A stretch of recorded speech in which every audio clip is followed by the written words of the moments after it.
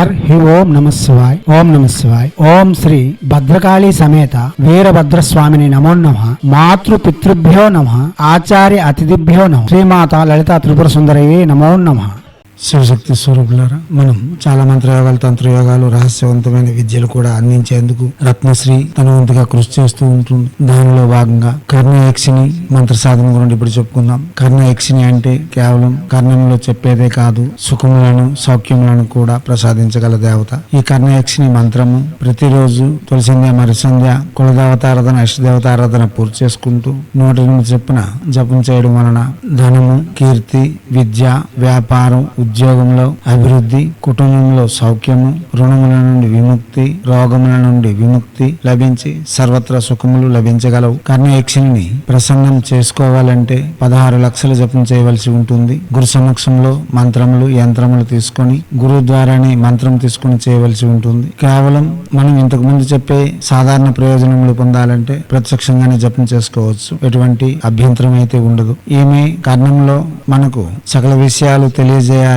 అంటే 8 లక్షలు జపం చేయాలి. ముందు 42 రోజులు రోజుకి 82 మాలలు చొప్పున జపం చేసి గురువు వద్దకు వెళ్లి యజ్ఞము, తర్పణము, మార్జనం ఇచ్చి తర్వాత మిగతా జపం పూర్తి చేసుకోవాల్సి ఉంటుంది. అప్పుడు కర్ణయక్షిని కుడి చెవిలో సకల విషయములను చెప్పగలదు. ఈ యక్షిని ఎప్పుడు కూడా అలజడిని సృష్టించదు. మీరు పిలిస్తేనే వస్తుంది. వచ్చి మీరు అడిగిన ప్రశ్నకు సమాధానం చెబుతుంది. ఈ కర్ణయక్షిని సాధనలు 4 మంత్రములుగా విభజించబడి ఉన్నాయి. ఎవరికి వీలైనవి వారు చేసి కర్ణయక్షిని యొక్క అనుగ్రహంతో సకల విధములైన సౌఖ్యములు మరియు కర్ణ విద్యలు కావాలనుకున్న వారు 8 లక్షలు, ప్రసన్నత చేకూర్చుకోవాలనుకున్న వాళ్ళు 16 లక్షలు జపం చేయాలి. సుస్నాతులై ఉండాలి, శుచి శుభ్రతలు పాటించాలి, తెల్లని వస్త్రములు, ఎరుపు వస్త్రములు ధరించాలి, ఏకాన్న భుక్తం చేయాలి. ఎటువంటి పరిస్థితిలో కూడా పొలిమేర దాటకుండా జపములు చేయవలసి ఉంటుంది. ఎటువంటి విందు వినోదాలకు వెళ్ళకూడదు. తన ఇంట్లోనే ఉంటూ జపం చేయవలసి ఉంటుంది. నదీ పరివాహక ప్రాంతమందు, పర్వత శిఖరమందు, పుణ్యక్షేత్రమందు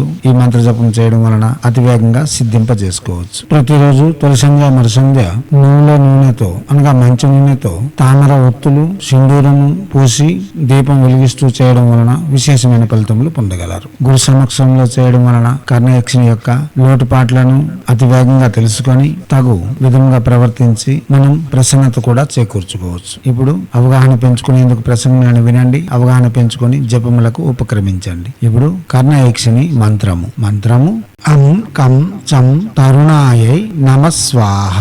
మంత్రం మరోసారి అం కం చం తరుణాయై నమ స్వాహ.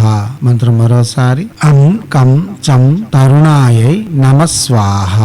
దివాత్మ స్వరూపులారా, వాచక జపమే చేయాలి. మానసిక ఉపాంశ జపం పనికిరాదు. ప్రసంగములను వినండి, అవగాహన పెంచుకోండి. ఎటువంటి తొందరపాటు నిర్ణయాలు తీసుకోకుండా యక్షిణులు, మహాశక్తులు, యోగినిలు వాటితో సంపర్కము లేక వాటితో వ్యవహారము చాలా ప్రమాదకరమని చెప్పుకోవచ్చు.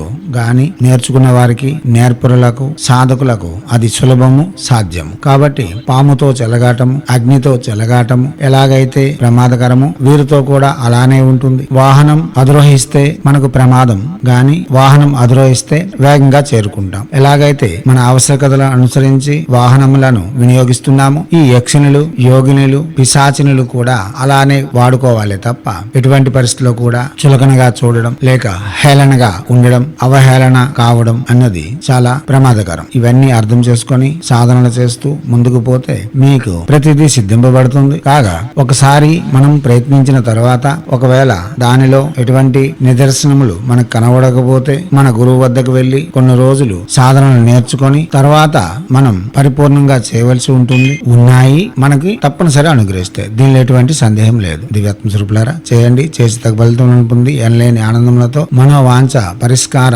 సంతృప్తితో మెలగాలని హైందవ సనాతన ధర్మ ఋషులు మనకు అందించిన విద్యలు వినియోగించుకోవడంలోనూ భారతీయ సంస్కృతి సాంప్రదాయాలు కాపాడడంలో ముందంజలో ఉంటూ మన యొక్క ఆచారాలలో ఉండే గొప్పతనాన్ని వెలుగెత్తి చాటేందుకు మీరు కూడా తమవంతుగా కృషి చేయాలని కోరుతూ, మీరు ఈ సాధనలు చేసి ఆ దేవత యొక్క ప్రసన్నతలు పొంది ఫలితం ప్రత్యక్షంగా చూడాలనుకునే వాళ్ళు ఈ సాధనకు ఆవశ్యకత కలిగిన మోహిని తిలకములు, యక్షిని గుళికలు, యక్షిని కవచములు, అష్టదిగ్బంధన యంత్రములు పెట్టుకుని చేయడం వలన విశేషమైన ఫలితములు ఇవ్వగలవు. అవి మీకు అందించేందుకు రత్నశ్రీ మీ ప్రాంతమందే మీకు అందుబాటులో ఉండేందుకు తమ వంతుగా కృషి చేస్తుంది. దానిలో భాగంగా హైదరాబాద్ లో 3 నంబర్లు ఇవ్వబడి ఉన్నాయి. వారిని సంప్రదించండి. హైదరాబాద్ లో రాజలక్ష్మి, శ్రీకాంత్, సీతారాం అడ్వకేట్ ఫోన్ నెంబర్లు ఇవ్వబడి ఉన్నాయి. అదే ప్రకారంగా ఒంగోలు అంబిక, కాకినాడ రాఘవాచారి, విజయవాడ చంద్రశేఖర్, అన్నవరం హరికృష్ణ. మీ ఆవశ్యకతను అనుసరించి వీరిని సంప్రదించగలరు. ప్రతి విషయంలో మా వంతుగా